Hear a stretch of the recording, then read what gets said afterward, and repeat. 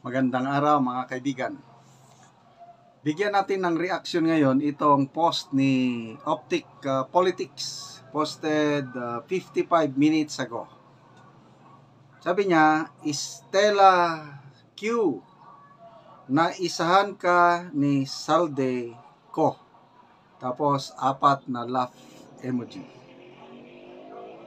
So, ito, kawawa ngayon ang kalagayan ni Congresswoman Stella Kimbo dahil in-specify siya ng Korte Suprema yung kanyang mandatory attendance sa oral arguments April 1, 2, and 3 dahil sa kini-question na 2025 national budget.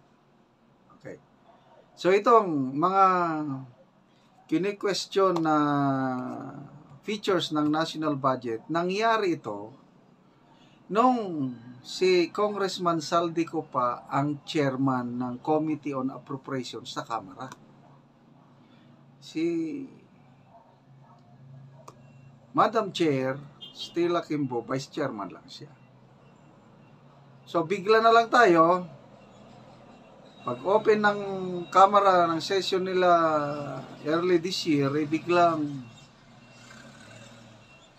nag-resign o tinanggal, hindi maklaro kung ano ba.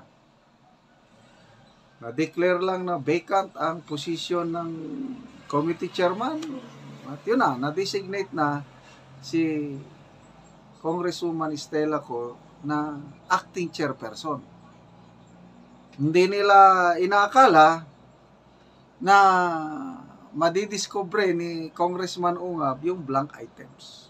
Kasi ang tingin ko, ang mitya, ang final blow, tipping point, bakit na-encourage o gumalaw, umaksyon sina Congressman Ungab, Attorney Vic Rodriguez at iba pa para magsampa ng kaso is dahil sa blank items sa BICAM report. So yun, sampa ng petisyon sa Korte Suprema na napakabilis ang aksyon ng korte at ito, oral arguments niya, 3 araw pa. So, yan na ngayon. Masasabak ng husto si Congresswoman Stella Kimbo. Kaya, itong si Optic Politics, sabi niya, Stella Q, naisahan ka ni Salde ko. Ano sa tingin nyo?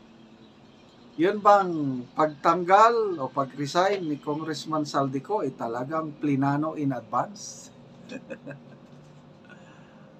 O ano lang, nagkataon lang na, I don't know, hindi ko maintindihan bakit siya tinanggal eh. Akala nila siguro walang petisyon na isasampa sa Supreme Court.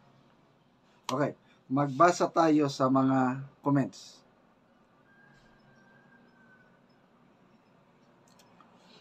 Jose Oliveros, kung marunong ka Stella Kimbo, dapat sabihin sa Korte Suprema na ang nakakaalam ng lahat na milagro sa BICAM report at GAA-bill ay si Saldico.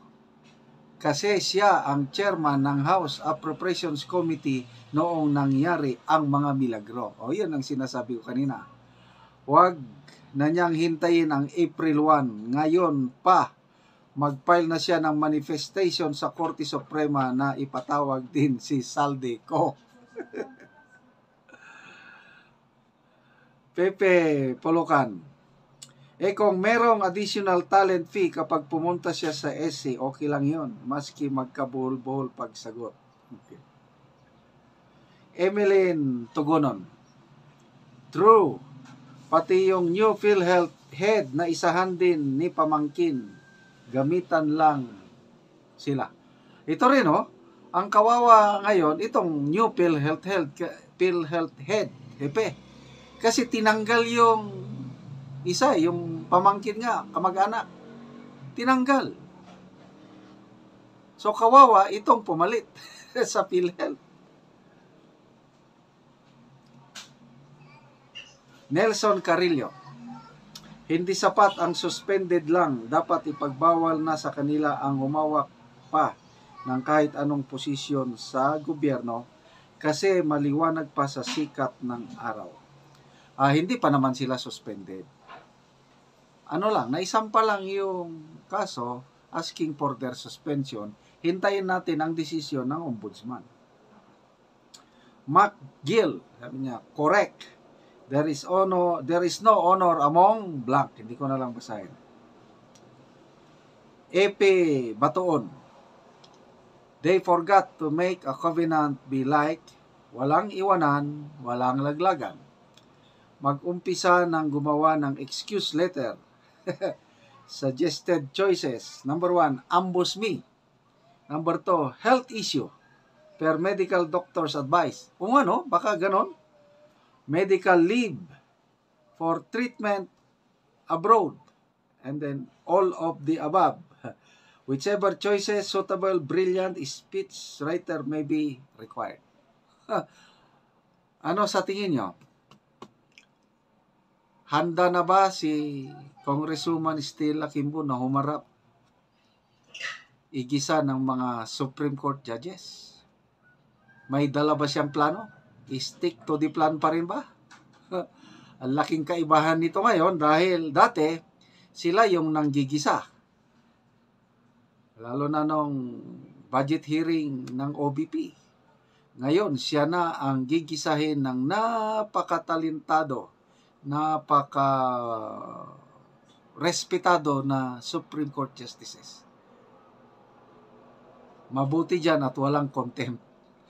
Yan ang malaking kaibahan sa Korte Suprema. Saludo tayo sa ating mga maestrado at saludo rin tayo kina Attorney Vic Rodriguez at yung kasamahan niyang mga abogado. Sila na ngayon ang abogado ng taong bayan. Lalo na si Attorney Vic na hindi na siya nakakasama sa kampanya ng PDP Laban. Kasi kailangan nilang maghandak from now until April 1. Kaya huwag nating kalimutan, Attorney Vic Rodriguez, hindi lang natin siya iboto, kundi ikampanya pa natin siya at ang lahat na PDP Laban na kandidato.